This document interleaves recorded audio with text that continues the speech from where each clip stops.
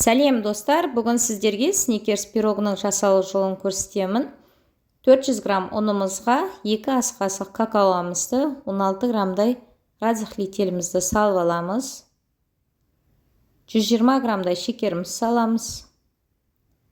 Жақсылап араластырып алып, 300 граммдай сливочный майымыз саламыз. Жақсылап ұнымызбен біріктіріп алып, 2 жұмыртқамыз салып, жұмсақ қамыр елейтін боламыз.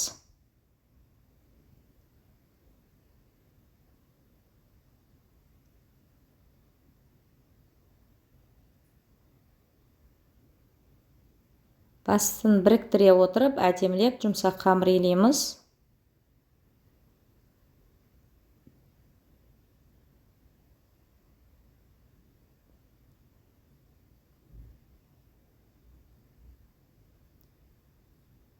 Дайын болған тестамызды екіге бөліп, 23-24 формаға салып, ұнымыздың көмегімен шет-шетіне шығарыңқыра отырып, бір келкетіп жайып шығамыз.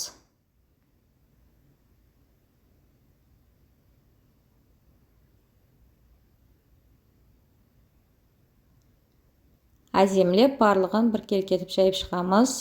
Ортасы жұқа болып қалмау керек. Осындай любавинканың буренкасын қолданамын. Ортасына буренкамызды салатын боламыз. Мен осы буренканы көп қолданам. Сіздер де алып пайдалана берсеңіздер болады. Басқа буренкілерге қарағанда ерекше дәмі бар, әдемі, приятный дәм береді. Жақсылап бір келкетіп, тегістеп аламыз.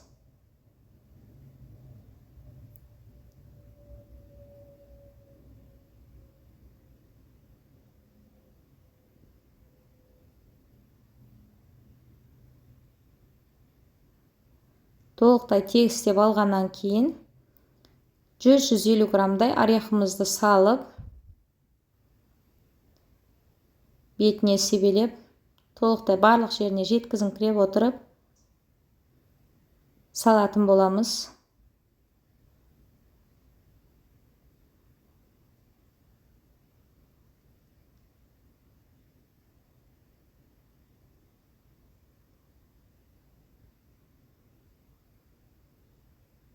Бетін жақсылап тегістеп аламыз.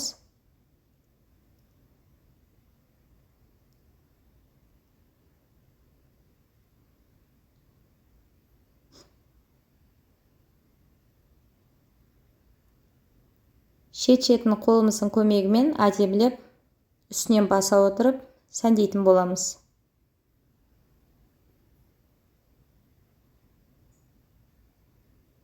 Қызып тұрған пешімізде 180 градуста 35 минут аралығында осылай пісіріп аламыз.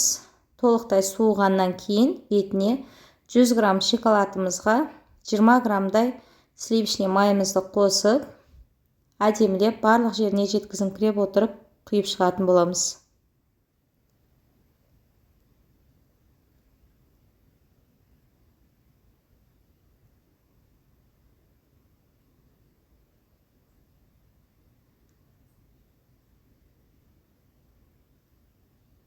Барлық жеріне жеткізіп құйып шыққаннан кейін мұздатқышқа салқындағанша қойып қоямыз.